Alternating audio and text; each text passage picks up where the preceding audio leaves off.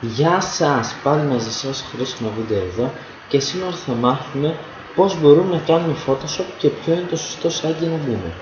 Λοιπόν, σήμερα θα ασχοληθούμε με το Photoshop. Μπαίνουμε και αναζητούμε Photoshop online. Ο τίτλος είναι pixel.com. Είναι πολύ απλό, είναι online, είναι δωρεάν. Δεν χρειάζεται να κατεβάσετε τίποτα εκτός από την εικόνα σας.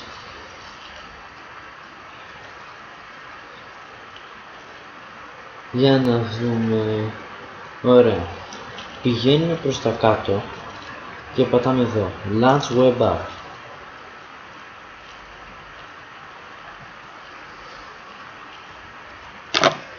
Τότε αυτόματα με το που πατάμε εδώ μας βάζει εδώ. Πατάμε Χ και συνεχίζουμε. Πατάμε στο File και βλέπουμε μας λέει New Image, Open Image.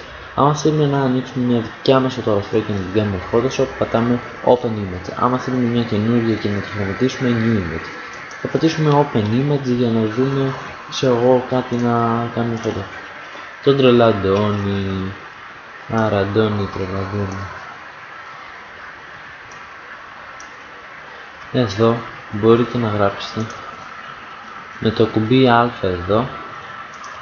Πατάμε εδώ, εγώ και γράφουμε για. Πατάμε OK. Μπορούμε να τη μεγεθύνουμε.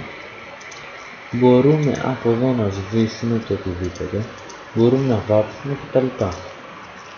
Δεν θέλουμε να το φτιάξουμε, άρα κλείνουμε εδώ. Πάμε να δούμε τι θα γίνει στο New Image που έχουμε πιο πολλές δυνατότητες να βρούμε κάτι. Εδώ βάζουμε το name που θέλουμε να έχει.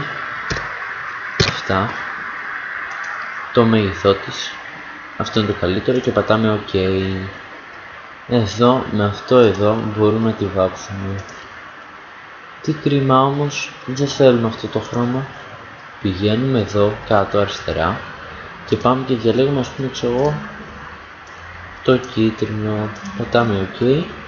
Τσουπ, κίτρινο. Άντε, άμα δεν σας αρέσει το κίτρινο, βρεις κανένα άλλο. Με αυτό εδώ το πράγμα μπορούμε να γράψουμε, δεν ξέρω και εγώ τι, αλλά καλύτερα με άλλο χρώμα. Μαύρο, και κάνει και σκιές και διάφορα πράγματα. Με τη γόμα μπορούμε να σβήσουμε